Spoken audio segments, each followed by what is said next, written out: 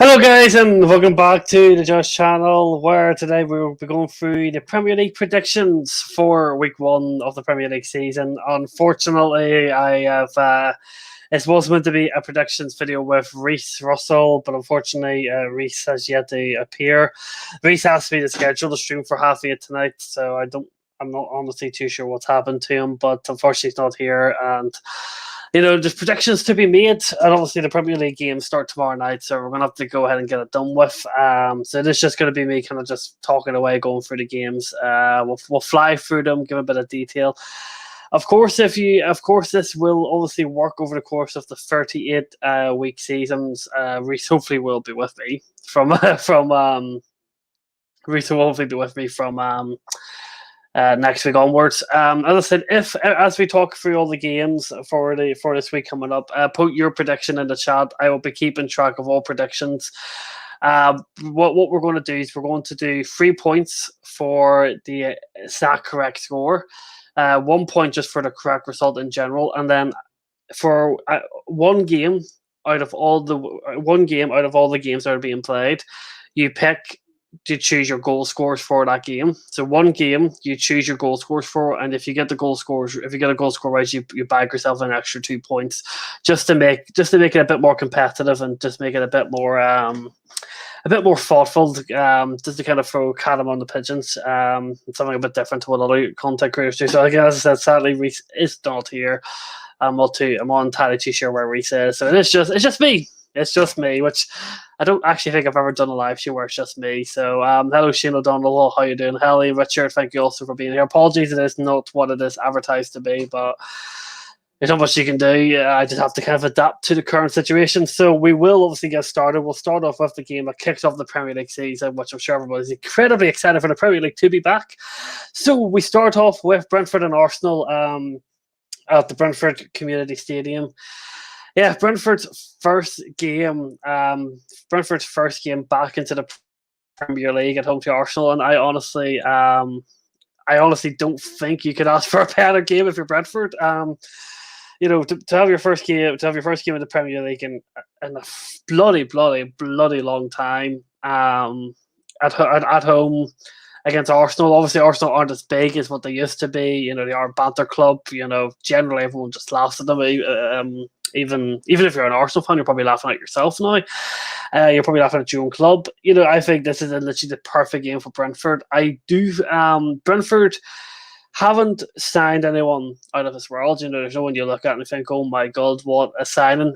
It's they've got a good squad. They've got an attacking, really good, underrated manager who did an incredible job to get them promoted in a very difficult league last year.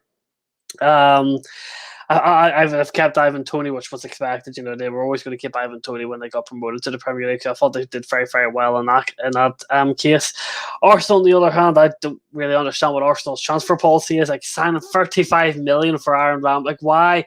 The fact that they're still, it's been 3-4 weeks since the Aaron Ramsdale story came out, and they're still pushing for. Why are you trying to get Aaron Ramsdale? This is the guy who's got 2 relegations on his CV. He was on loan at some League One club 3 seasons ago. I don't understand the whole deal with Aaron Ramsdale.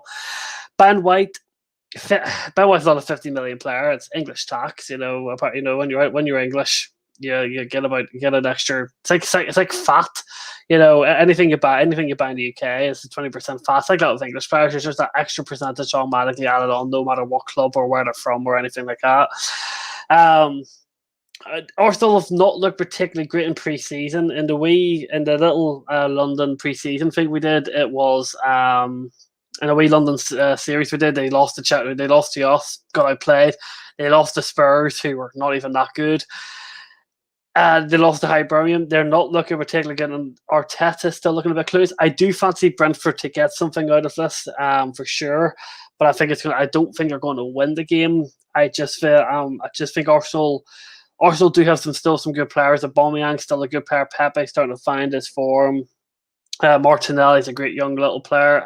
Ellie Smith-Rowe, Kieran Tierney, they've still got some good players. I still think Arsenal will manage a result, but Brentford will definitely get a point, and I think that'll be a very, very good point for Brentford. So I think I'm going to go with a 1-1 draw.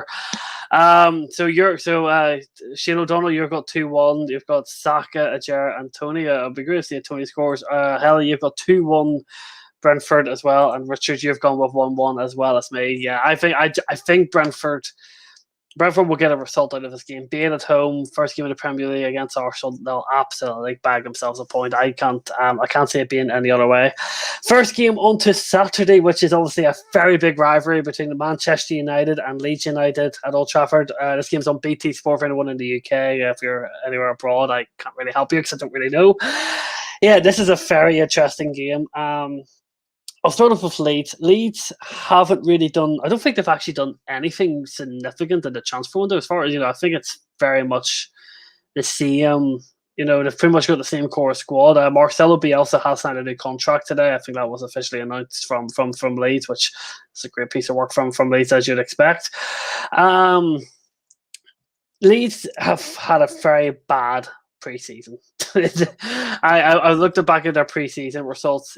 They have not had a good preseason. Defensively, they are looking extremely vulnerable again, and I feel like this Leeds team could be figured out this season. I don't think they'll get relegated. I've got them, I think, 9th or 10th. I've still got them comfortable position in the league, but they are definitely vulnerable at the back again. I think signing no centre backs is a big mistake from Leeds. I feel like they need a big commanding leader at the back, which they just don't have. And when you've got a very young goalkeeper too, I think you just need that experience at the back, which I just don't think they have yet, and I think that's going to cost them. But again, Patrick Bamford, Rodrigo's had a good preseason. He's been scoring well for them. Calvin Phillips, he had an incredible Euros. Patrick Bamford, I think he'll have a better year than he did last year. So Leeds, I fear for Leeds going into this game personally. In terms of Manchester United's big question is the fitness of a lot of our players. Bruno Fernandes, Martial, Cavani. Cavani's only been training for a week.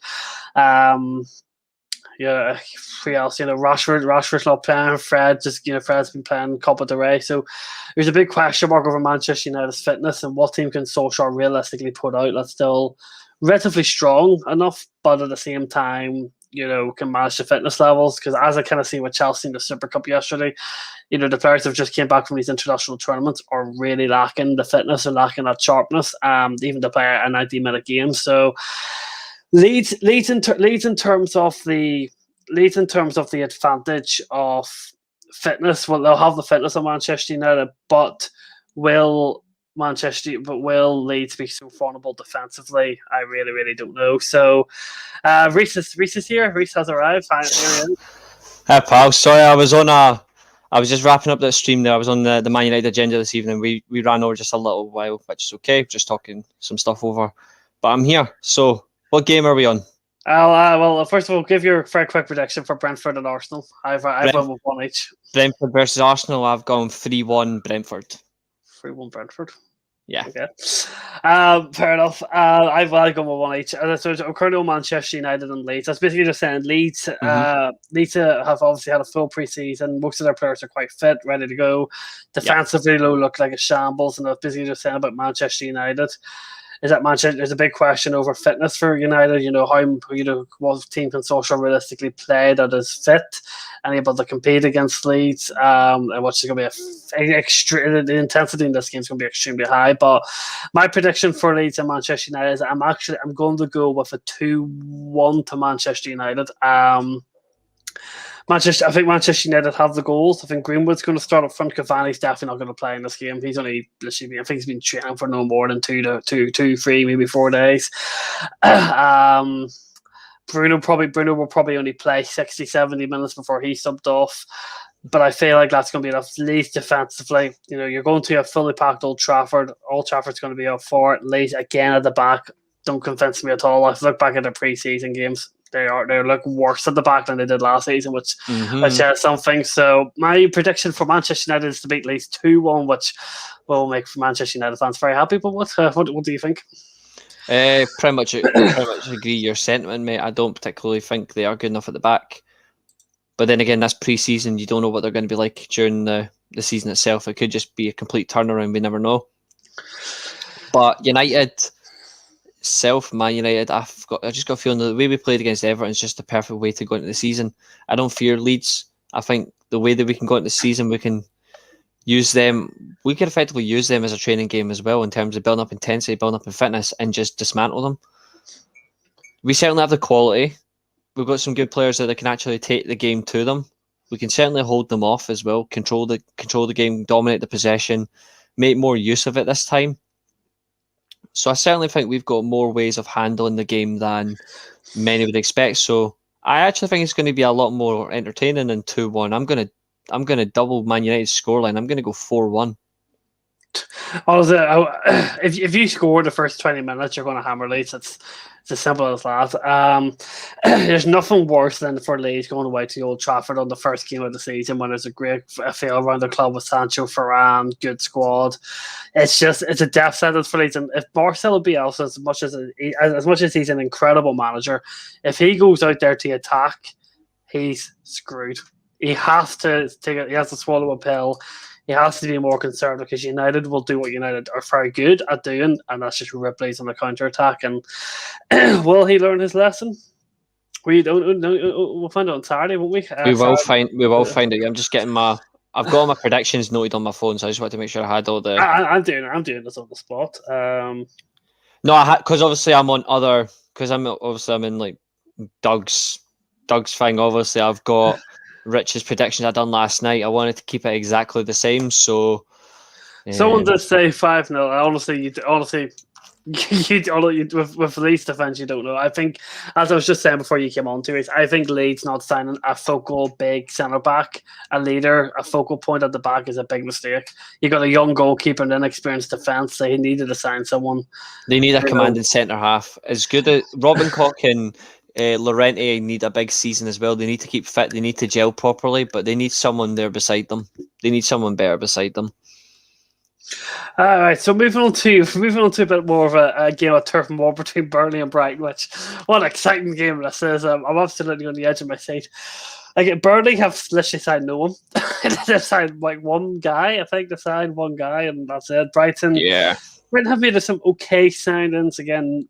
They haven't signed a striker though. They're obviously going to rely on Neil Maupay and Danny Welbeck for next. And there's that Irish guy, Aaron, something kind of his name's under my head. He is a young good striker. I know he's from Ireland. I can't remember his name off the top of my head. So this is a difficult one. Going away to Burnley is always that dodgy game that no one likes. Like, no one likes going away to Burnley. Like literally, everyone despises it. I'm going to go with. I'm going to go for a bit of an outside one. I'm going to go for a 2-2 draw here. Burnley.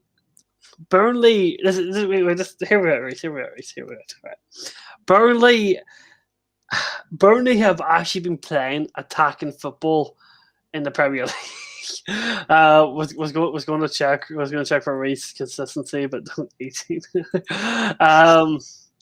I was Burnley have not been the same team that they were 2 seasons ago. Last year, they looked very unlike themselves. They weren't as compact. They weren't as effective in transition.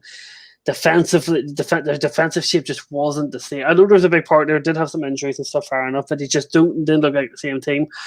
Brighton, I feel like, are going to be better this year. I think they're still going to get relegated. That's where I've got them predicted, but I still feel like they're going to be better in terms of they're still going to be competitive, and they are going to get rolled over. And because like they struggled in these wee games, like they compete against the big teams very well, but they did struggle against the smaller teams. So I'm going to go for a 2-each game. I feel like it's just opening day thriller. The fitness and the competitiveness still needs to kick in a wee bit. So I just think it's an opening day exciting game of 2-each. I completely agree with Rich's comment. Say that scoreline again without laughing. 2-each.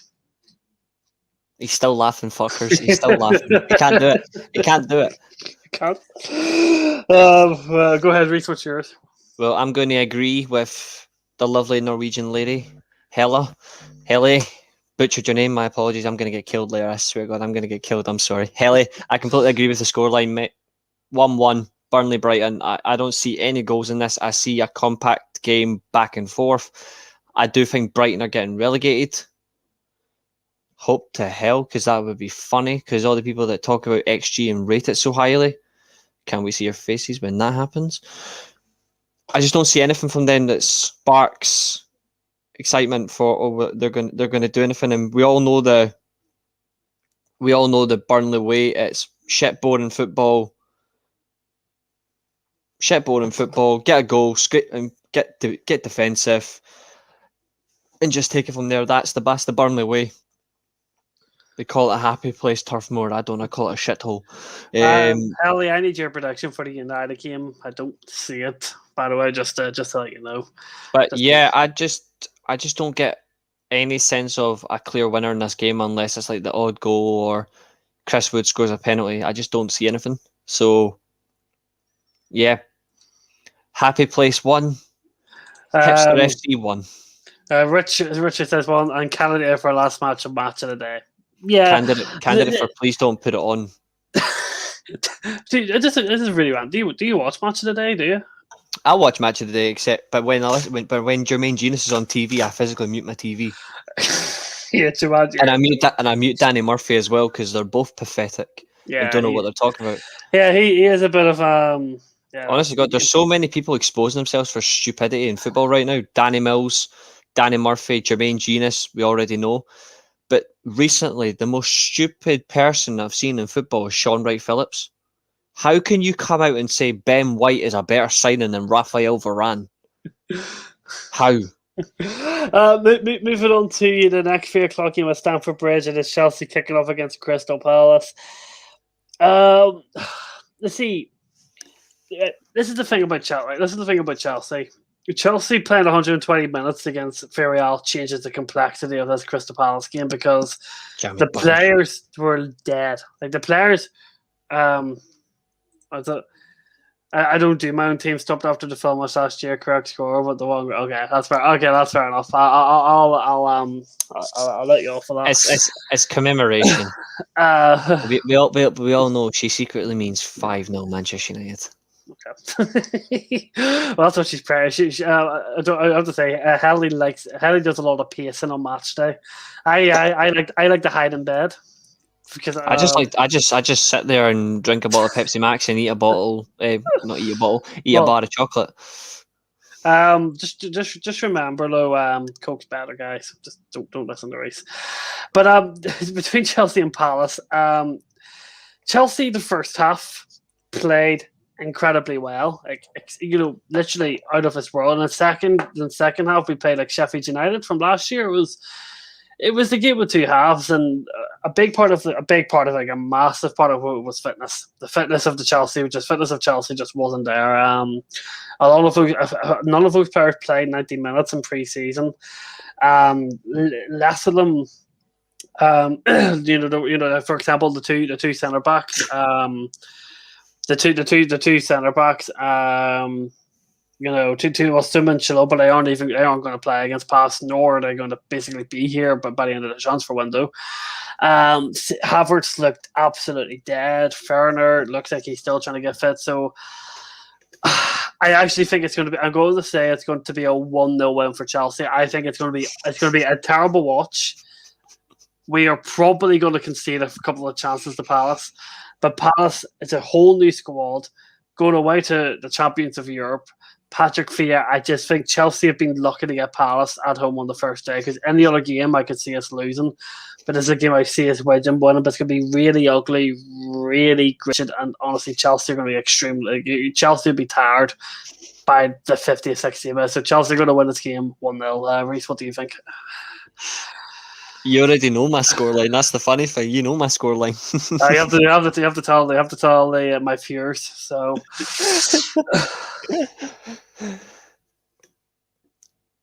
I have gone with a very bold but dangerous prediction, ladies and gentlemen of the jury. I have gone for Chelsea 1, Crystal relegation 2. Yes, I have gone for a shock win on Saturday. I have gone for Chelsea to lose the opening day of the season 2-1 to Crystal Palace. Purely because of the fact of the Super Cup tiring them out. Crystal Palace, they've lost so many of their best players. They still play Wilfred Zaha, he's overrated, but they still have something. But there's just something about a wounded animal and you back into a corner. They could certainly cause you problems, and I wouldn't write it off what could happen. So yeah, I generally think that Crystal Palace could give you the shock of their lives, and they've done it to Man United the past couple of years. They've done it. They've beaten us back-to-back games in terms of the season. Like, mind you, that's when they had Roy Hodgson. We don't know what it's going to be like with Patrick Vieira, but then again, though, there's nothing stopping Crystal Palace from beating Chelsea, although Chelsea could turn up and play attacking football for a change. Something that they've not done in a long time. We'll see, but I just think there's just something about this Palace team that I still think they're going to get relegated. I think they're, or at least in the relegation zone, like that area, like towards the end of the season, the Burnley zone, 13th, 17th positions. But I wouldn't stop it. Like, there's always going to be an unexpected result. If it's not Chelsea getting beat to Crystal Palace on Saturday, it's going to be Liverpool losing to Norwich on Sunday. One of those two big teams are getting beat this weekend. I just think it's going to be Chelsea. We're talking about Man United, typical biased. No, we're going to beat Leeds United, don't worry. Just to say, Shane, you've got Lukaku scored. Lukaku wasn't registered in time for the game, so he can't take part. So I advise you to. And Cavani's not available for Man United for Saturday either. So I would advise you to pick someone else. Obviously, just remember, guys, you're allowed to just actually you didn't even hear this because you weren't here. To throw cat among the pigeons. For one game out of one game every week, you choose goal scores for, and if you get the goal scores right, you get an extra 2 points. Just to add cat among the pigeons, add a bit of a bonus points. Right, okay. So right. on to what is actually my surprise game away between Everton and Southampton at Goodison Park. Now, Everton have had a bit of an up and down pre-season. Obviously, Richardson's been away at the Elite, won the gold medal with Brazil at the Olympics. They brought in a few players, obviously, Demarai Gray, Andrew Towden, Asmir Bekovic. They haven't signed anyone at the back, which I think is a massive mistake. James Rodriguez is not looking particularly good at the moment. He doesn't want to be there. He does not want to be there. You can tell. And Rafa, big question marks over Rafa Benitez and the whole squad. Obviously, they're facing massive financial fair play issues currently. I don't know how they are, but PSG can just sign. They can just have Neymar, Messi, and Mbappe all on the. There's no FFP this year. It's no. Everton are that bad. Though they still are under pressure. They have to sell players by at least the next transfer window. I think that's pretty much what I understand from it. But Everton, it's hard to know because Rafa Benitez. I feel like Rafa Benitez's appointment for how good of a manager he is been overshadowed by the toxicity that the Everton fans are giving him. Like you don't just look Rafa Benitez Everton. This is a match made in heaven. It's like more like when's it going to boil? If he loses here, what reaction is he going to get? Is he even going to get an applause when he comes out into the dugout? So Everton is just Everton could either do really well or they're going to do really, really fucking bad. It could go either way because if the connection isn't there between, as we've seen with Rafa and Chelsea, if the connection's not there between the manager and the player, between the manager, the players, and the fans, it won't end well. So there's a big question marks over Everton, even their squad. Why did not send the centre back? I think it's criminal. They need bloody defenders, and the fact that they haven't is it just awful. Southampton, on the other hand, Southampton again. You say, right, what's Southampton going to do? They've lost Danny Ings, but they've signed Borja from Chelsea on loan, Adam Armstrong from Blackburn. He did very well last season, but obviously could he do it in the Premier League? These are two teams that have massive question marks over them, and two managers that have massive question marks over them. Hassan Hüttl starts the season like he did, like he ended the last one. He's sacked. It's simple as that. Well, can Rafa get Everton fans on his side? I'm going to go, but I do actually fancy Southampton to get my first away win of my predictions. I think Southampton, I don't know, something with Hassan Hüttl will get that team together. They'll be rallied, and that Everton team, I don't know, man. There's just something about that Everton team I just don't like defensively. Do not like the midfield. Very inconsistent. James, as Reece said, just doesn't look like he's interested. I feel like Everton have a lot of issues on and off the pitch, and I feel like Southampton are going to be up and ready, and they're going to be up to kind of rebound from the Premier League last season. I've got to guess Southampton's going to win 2-0 at Goodison Park. What about you, Reece? Tight prediction, mate.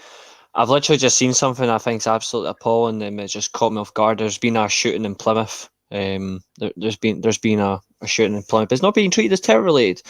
Shocking. Load of shite. It definitely is. It's just that I just seen that right now. It's all over Sky News. There's been a shooting in Plymouth. If anyone involved, I hope they're not seriously injured, or anyone's been killed. I hope not. But in terms of the game, Southampton, everybody that knows me knows I like Southampton. Not that I support them, I just like them. I like their manager. I've got great respect for Hassan Hüttl for what he's done at Leipzig, what he's done in Austria as well. He's a very hard-working man. He plays good football. He always gets the best out of his teams, even if they haven't got the quality. I just think the fact that they might be selling Ward-Prowse to Tottenham, from what I've seen as well. Like Tottenham want him, like Villa want him, like Vestergaard's gone to Leicester, Danny Ings has gone to Aston Villa. It's a shame. Like they're losing everything left, right, and centre, and it's going to come back and haunt them. I hope they don't get relegated. I know people are putting them in the relegation zones now that they're just dropping Southampton like an inch. I'm not. I'm still going to back them, but I think this game, Everton's squad is still too strong for them. I think they're going to keep it tidy. I think they're going to get the result. So I'm going to go 2-1 Everton. And I'm not sure when I'm going to start predicting scorers. I probably will when you least expect it, but yeah, I think this game will be a bit too early for Southampton in terms of a result. I think Everton are going to take all 3 points at Goodison. Yeah, you think? See, what's your score for Everton? 2-1. 2-1. Everton are just so weird. I just don't know, man. There's just so many issues that seems to be on off the pitch that I feel bad for Rafa, because I honestly feel like Rafa maybe has made a mistake taking that job. Just because I just feel like there's so many issues with that team at the moment. And do you actually maybe think, did Carlo Ancelotti leave at the right time? It's it is an interesting one. I'm just writing everyone's scores down just so I think he's made a stupid decision. I've just seen there as well. They've confirmed that five people are dead in Plymouth. 5 people are dead. Sick. I think they'll still sell. I think they'll still sell Ward-Prowse if a good offer comes in. There's no way Southampton will do it. Southampton just seem reluctant to hold on to the best players right now. They're just willing to let them go. I think they've set up Hassan Hüttl for a fall. If he gets a sack, I'm going to be gutted because he's a good manager and he deserves better than that lot. And I like Southampton. He deserves better. So on to the next game at the King Power Stadium. It's between Leicester City and Wolverhampton Wanderers. Leicester City, incredible. They've had a really good off-season. That's enough. Pre-season. Off-season's an NFL saying. They've had an incredible pre-season. They've made some really, really good transfers. Very, very smart with their money. Very smart with who they're buying. Signed a Sagler who they needed. Obviously, a terrible injury to Fosa in that pre-season friendly with Villarreal. Obviously, they signed Vestergaard and this repair. Incredible! Like that's just so quickly and well done by Leicester. Credit to them. It's proper efficiency, that is. Wolves, on the other hand, have barely signed anyone. There's a goalkeeper change, Jose Sazin for Rui Patricio, which I don't really understand that whatsoever, but so be it. Wolves, very unknown. obviously different manager. He's going to play attacking football. It looks like they're going to be playing like an attacking 4-4-2. Very different to Nuno, very different. But I do fancy Leicester in this game. I think Leicester. I'm going to go with my bold prediction of the week. I'm going to go 3-0 to Leicester. I just think Leicester, King Power, fully fit team. They look really good in that Community Shield. Really good preseason. Really good signings. They're just going to I think they're going to be found also. The Wolves defensively in a back four, playing more attacking football. It's not going to end well for them. Reece, what about you? I could not agree more, mate. I could not agree more in terms of efficiency of Leicester versus the unknown of Wolves. The new manager, I don't know what to expect from them because he's coming to English football for the first time, whereas Leicester are established under Brendan Rodgers. Twice they've failed to go over the hurdle, but getting at the top four. I think they might do it this year. I've not got them in the top four prediction. I think they'll finish fifth again. But they certainly can do it. They do have a good core group of players there. They can't afford to lose more to injury. Obviously, losing Fofana's, unfortunately, he's now out the whole season. I wish him a solid recovery. I hope he doesn't rush himself. Wolves, Jose Sa replacing Rui Patricio is an absolute bomb scare of a decision. It's a horrible decision. But the good thing is they've got Raul Jimenez back from injury. Pedro Neto's returning. Daniel Podence is going to be fit and firing. They've still got Ruben Neves. He could lose him before the end of the transfer window, but at the moment they've still got him, so it's key. He's going to be crucial in that midfield. I don't rate Adama Traore. I don't think he's good enough. So I'm hoping that Trincao starts ahead of him. He's a much better player, and it's just a matter of where they get going. But in terms of what I think, though, I think Leicester are still too strong. Solid core players are Patson Daka, Vardy, Kelechi Iheanacho's firing. The midfield strong, Maddison, Tielemans. They've still got Maddison. Arsenal fans claim they're getting him. No, you're not. Ndidi's still there. Vestergaard's came in. Johnny Evans is still there. Kasper Schmeichel's had a brilliant summer as well at the Euros. So this is going to give him a great deal of confidence going into this season. And Ricardo Pereira's back. I hope he has a better season in terms of staying fit, more effective on the right back position. So yeah, it is in terms of the core strength to Leicester City. They've got some squad, and they should be getting the top four. But I think they're a season too short. I think it'll be the following. I think it'll be next season, 2022-23 season. But they finally get the top four. I think this year they won't. So, but on the basis of this game, though, I'm going to go Leicester City 3, Wolves 1. Moving on to Watford and Aston Villa, the last 3 o'clock kick-off on the Saturday. Obviously, can we just say it's great to see all these games kicking off at 3 o'clock again. I know in terms of TV coverage, it's obviously not as good if you can't make it to the stadiums, but in terms of just seeing football being back in its normal state, fans, 3 o'clock kickoffs, it's bloody fantastic. Watford and Aston Villa. Obviously, questions how many Watford. Watford have got 7 strikers on their books. They're all shit. They haven't. Well, Josh King's one of them. Obviously, one of your favourites. Troy Deeney. Troy Deeney's still there. Andrew. I think it's Andrew Gray. I think you call him. Andre Gray, or whatever his name. Andre Gray. That's the one. Yeah. No one really cares. He's not that good. Watford. I look at this Watford team. I don't see anything truly convincing. They are good. I know under this head coach, who God knows how long he'll last. He's very defensive. He does like he isn't going to last long either. He does like to play on the counter attack. I just don't see Watford having any hope here. Aston Villa, obviously, the big question is, what are they like without Jack Grealish? That's the big question here. And what are they going to be like without Grealish? But they've signed some quality players in this place. I'm going to go on a limb and say without Jack Grealish, Aston Villa are going to be a better side. Well, they very well could, because they're not based around. It's not based around one man. It's not based around a guy that likes to dive about. It's going to be based around a team that will work hard and they'll be more efficient. I think it's better. A lot of people rate Jack Grealish so highly and they overrate him, and I'm like, I don't. I think he's a good player, but I don't rate him as highly as other people do. I think there's better in that team now in terms of as a whole core squad. They don't have to rely on a single player to do everything. So pretty much, yeah.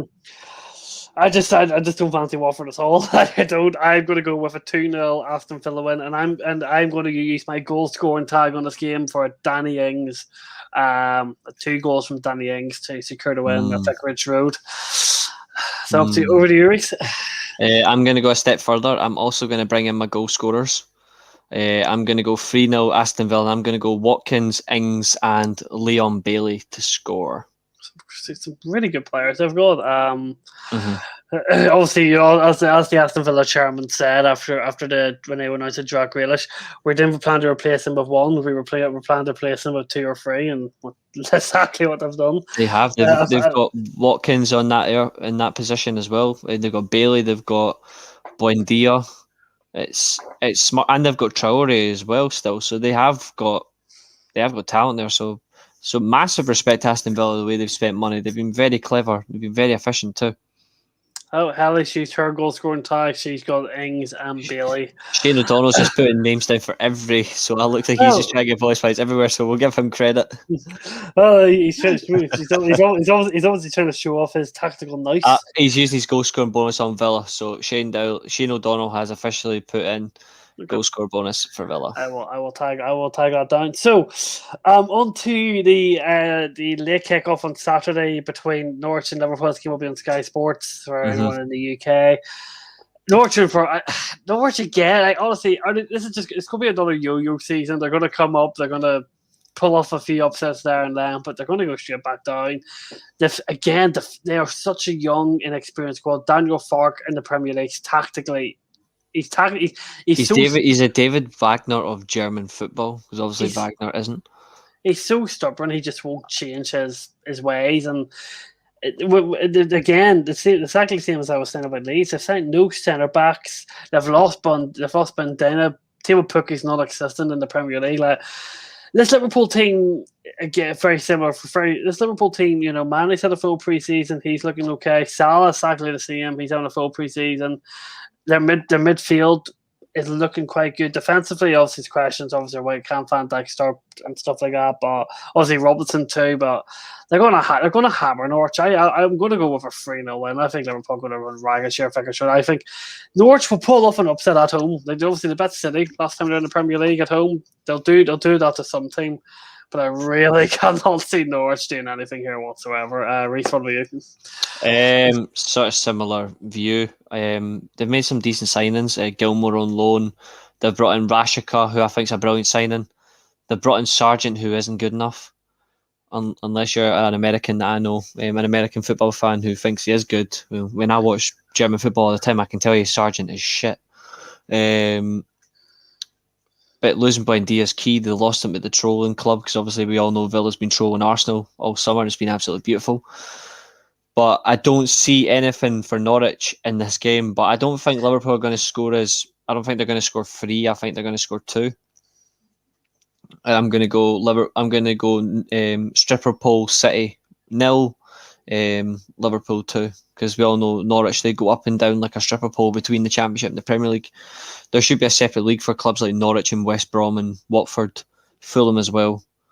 They don't belong in this league. I just cannot stand teams that just cannot build it. Burnley should be in this league as well, because Burnley just play boring football. It doesn't give me any excitement.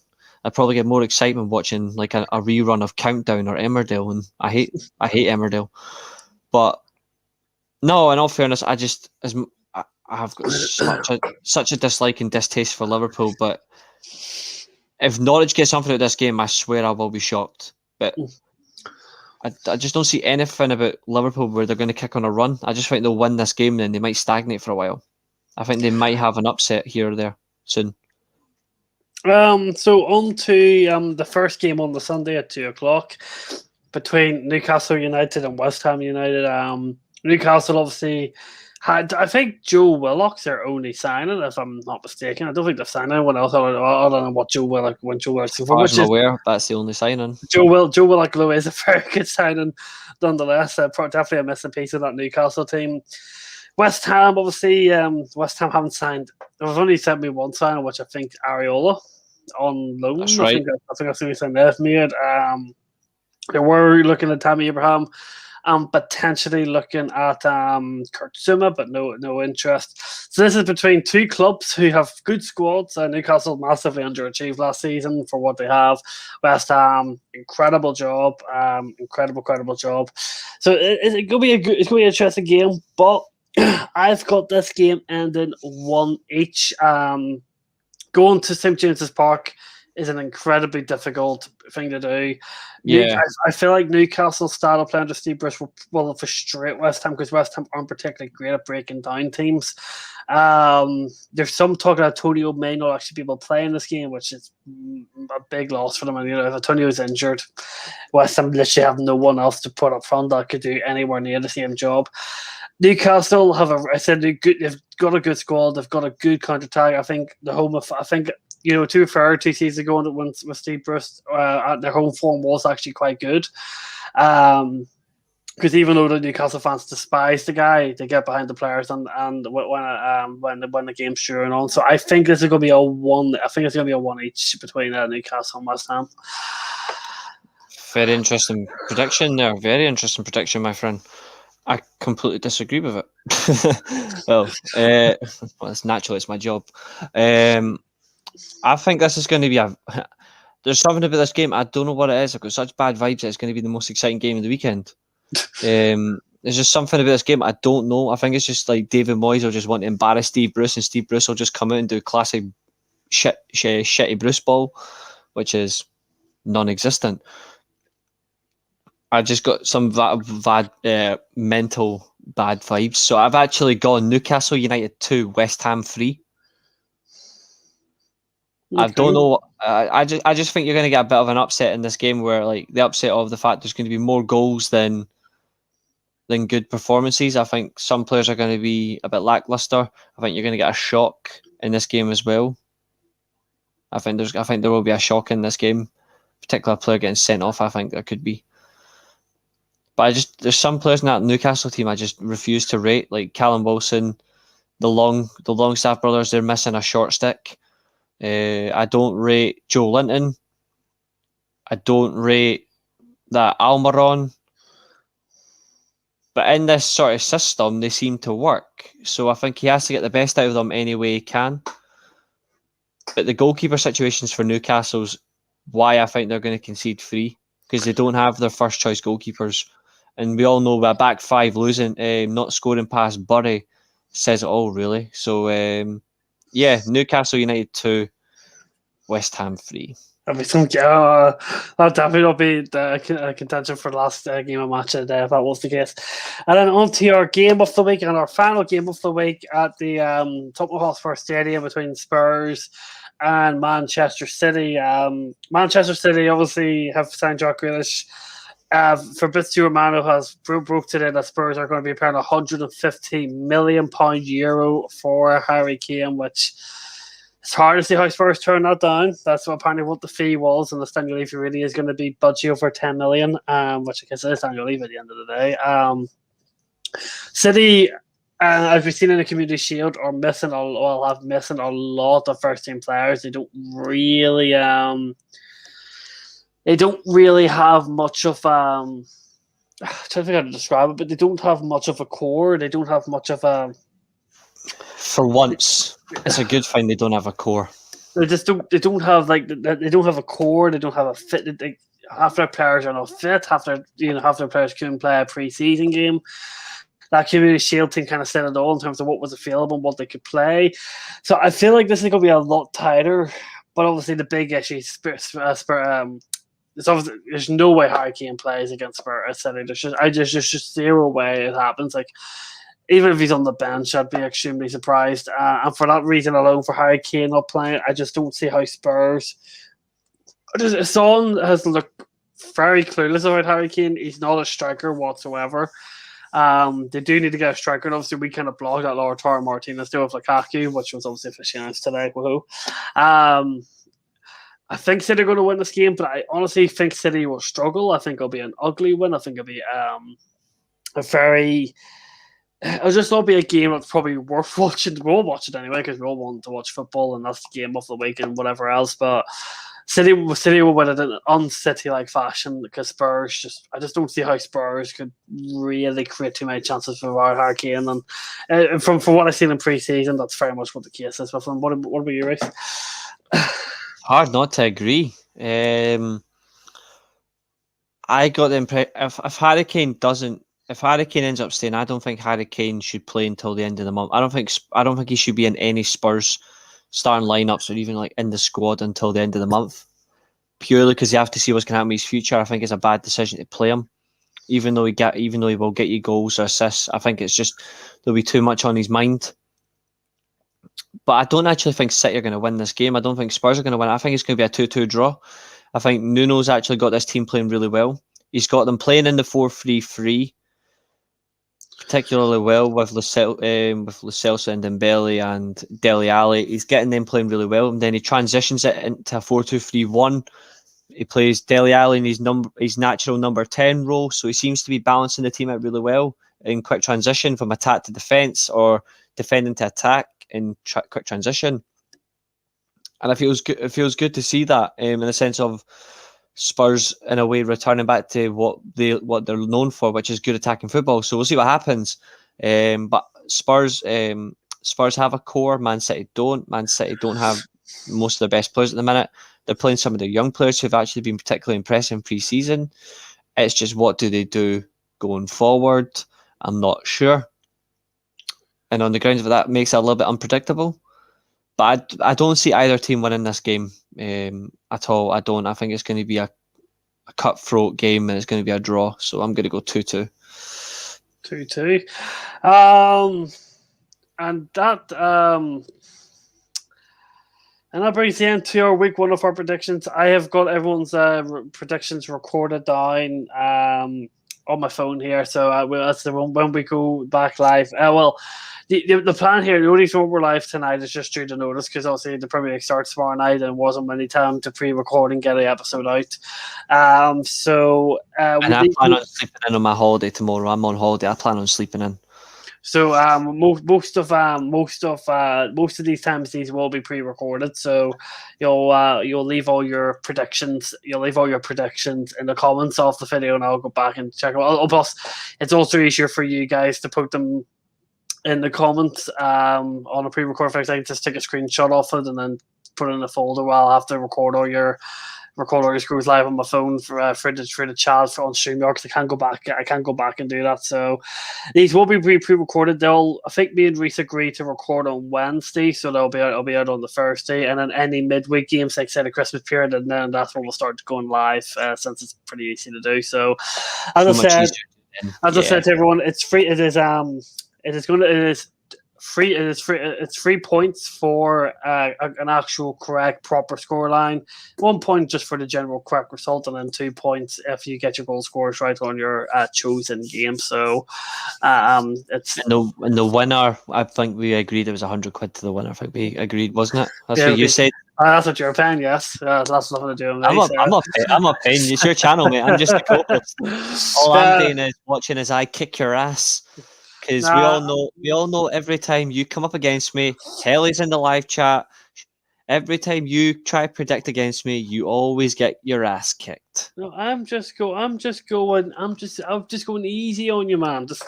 I was saving myself for these easy my ass. I was just saving myself for these proper big predictions. it's yeah.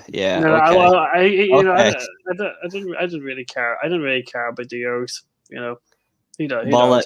Bollocks, you wanted to win the Euros predictions. Didn't start your shit. You wanted to win. No. What you want? And you still failed. Nah. It's alright. We both had the same prediction that England wouldn't win the Euros. At least we both won. No, I'm just happy. I'm just happy they didn't win it. I'm happy that they won it. I'd be gone, mate. I would be taking a year break from social media. I wouldn't be back. But thank you guys, and thank you very much, Ellie, and thank you to everyone else for coming, and thank you, Rich, Shane, and Richard for all taking. But I hope to see you guys as we do this over the couple of weeks. And as I said, I hope United lose. I hope Liverpool lose. there's no one else in the chat, so yeah, that's literally Hope it. Chelsea lose, and I'm going to go and beat Chelsea on FIFA 22 because I've been invited to play the closed beta. I've got the code, so I'm going to go and play. I'm going to play against Chelsea on FIFA 22, mate. I might Twitch stream it just for your personal hate. I'll be going to bed because I've literally recorded 3 shows here in the last 2 I've hours. been on back to back, like helping out with channels and stuff, which I don't mind. It does tire you out a bit. I'm on the United agenda tomorrow night to see what those guys are like. They're all right. That's where I've just came from. They're a good channel. So I'll see how those go. But anyway, thank you very much, everyone, for watching this. And if you are wanting to keep an eye on the predictions videos, make sure to follow my Twitter. Hit the bell button. Yeah, Rich, I completely agree with you, mate. It was a good stream until he said that. He was completely right. It was a good stream of if you get, but do make sure if anybody could share the stream, we really appreciate it. Hit the bell notification to keep up to date for when these new projects come out, or follow my Twitter. Either or will absolutely do. I don't know when I'll next upload again, just whenever I can be bothered, because busy man, and I will see you guys whenever. And Reece will we'll see you on Doug's channel Monday night. That's someone I see you. That's Don't even remind me. I'm not looking forward to Monday's show. I'm not looking forward to it after the result from the other night. If you know, you know. That's all I'm saying. That's all I'm saying. That's someone next year. So see you then, guys. Thank you very much.